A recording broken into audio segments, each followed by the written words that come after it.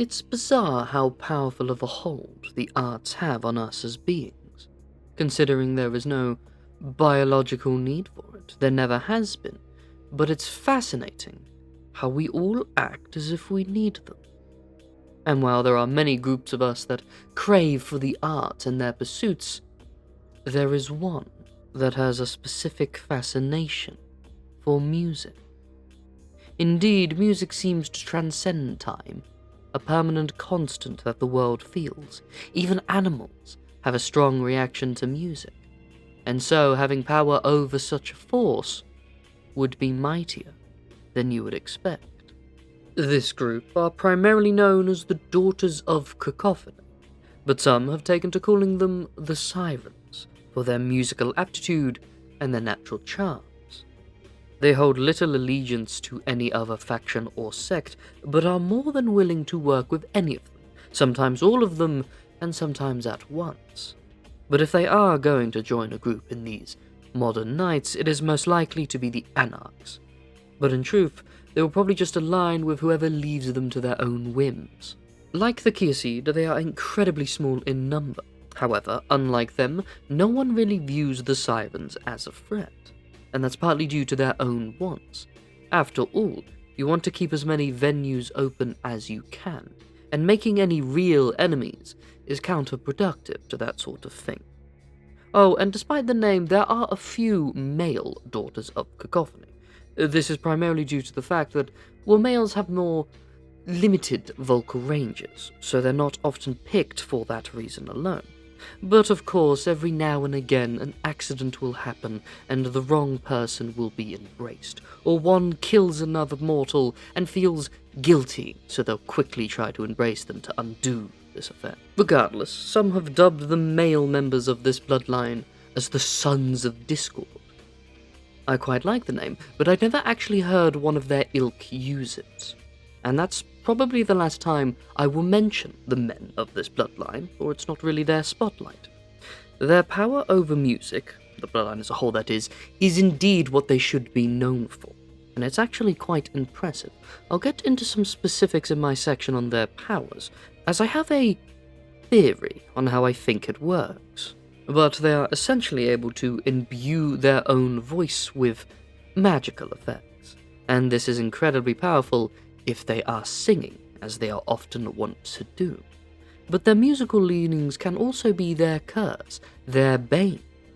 See, they hear music at all times in their head, akin to a Malkavian's voices, but the maddening part, what they hear is their perfect melody.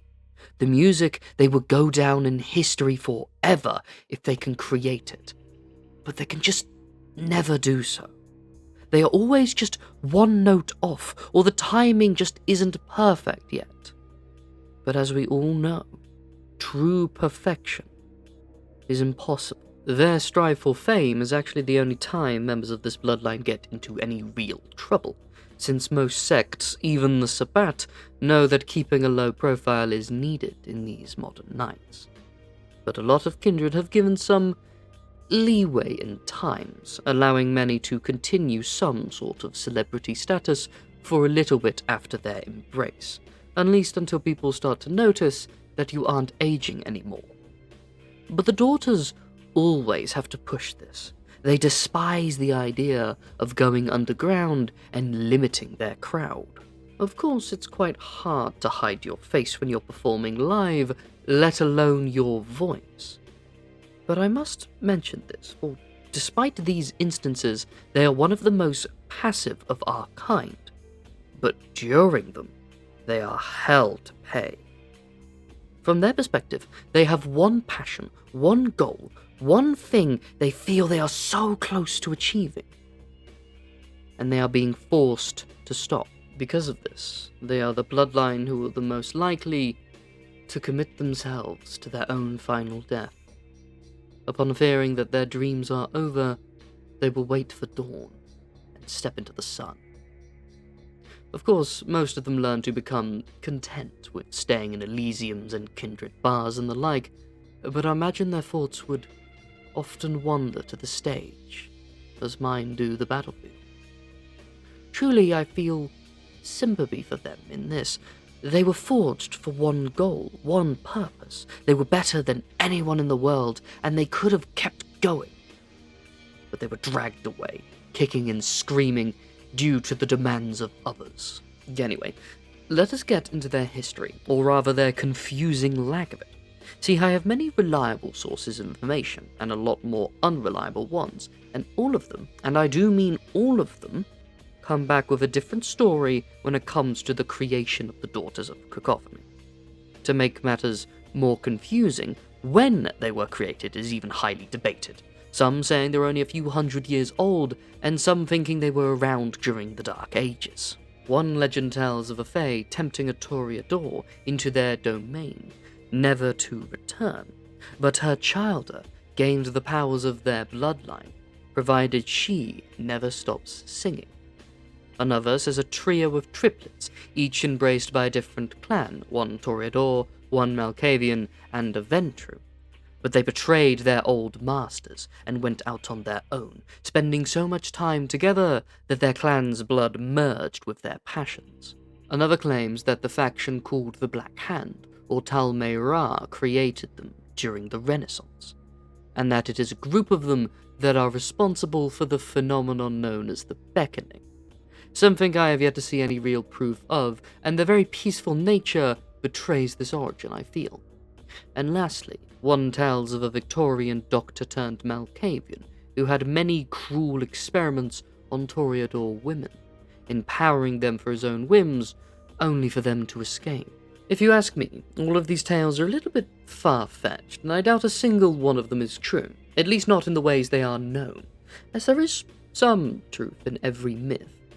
If I was a gambling man, which I'm not, you don't live as long as I by being so, I would say that the first of their blood was probably a Malkavian.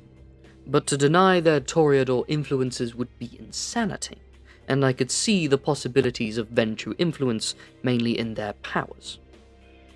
The story I find most likely to be true is that of the sisters, or some variant of it. Regardless of what is true, however, you will find that they are in very few conflicts, and have very few enemies indeed.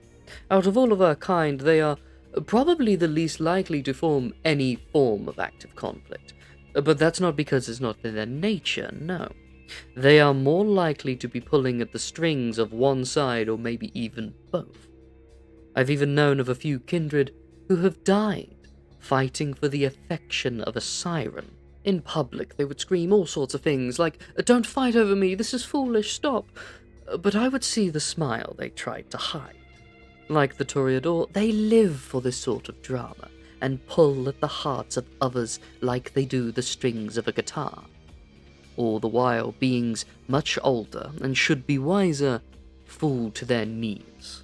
After all, they are nicknamed the Sirens for a reason. But let me now get into what they're actually capable of, and I will also be guessing what disciplines they actually have. For certain, they have presence, and enough of them have fortitude to make me believe that this is also natural to them. But their third one is where it gets complicated. See, they have many powers revolving around their music, their voice, and their songs, enough to where many think they have a unique discipline. I find this unlikely, especially now when we are learning more of our true natures than ever. I believe their powers are some form of amalgam, something combined with their presence that gives them their unique properties.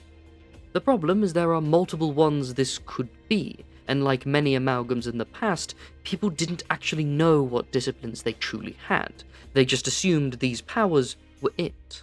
For the time being, I'm not really sure how they should be categorized yet, but I think I should at least start with what they can do. For many say they have the unique discipline called melphomony. This allows them to do things like throw their voice to any place they can see, or even send it to any person they know the location of, regardless of distance, to forcing people to feel a specific emotion, or even mesmerizing them in place. But they can even drive a kindred to frenzy, and mortals to madness, and the really skilled ones can implant a song in a location to play later, like a magical recording etched into the very wall, as a previous ward of mine had put it. My main theory is that these powers are a combination of Malkavian Dominate and Toreador Presence, and indeed it leads me to believe they are some form of multiple clan origin. Something that is indeed possible, and given that they use fortitude in the same ways the Ventru do, as in the most basic and practical ways imaginable, it leads most credence to the story of the Three Sisters. But again, I'm not a gambling man, and there is a very high possibility I could be wrong in this. Every aspect, I mean. Perhaps in time we will have answers to our questions, but until then we will have to wait. Fortunately, we have some of the best entertainment around, and the best music you can imagine. So good, people would die for it, because they already have. I actually have a daughter of Cacophony under my employ, one Alicia Pierres, and I use her for this purpose, entertainment. Not just because her songs are wonderful, I have to say that in case she can hear us, but for the drama she causes as well. When I gave the example earlier of the siren who tells people to stop fighting but secretly enjoying it, I was talking about her. She loves to seduce two younger, egotistical kindred at once and have them fight over her. At first I was wondering how she wouldn't get bored of such a thing after a while, until I witnessed such an event myself. And I have to say, it was quite funny, if a bit gory for the scene it took part in. The sirens seem simple at first glance, but that's mostly because they focus on their own things. Truly, if I had to describe them in one word, it would be dedicated, or perhaps determined. When a daughter of Cacophony wants something, they make sure it is going to be theirs.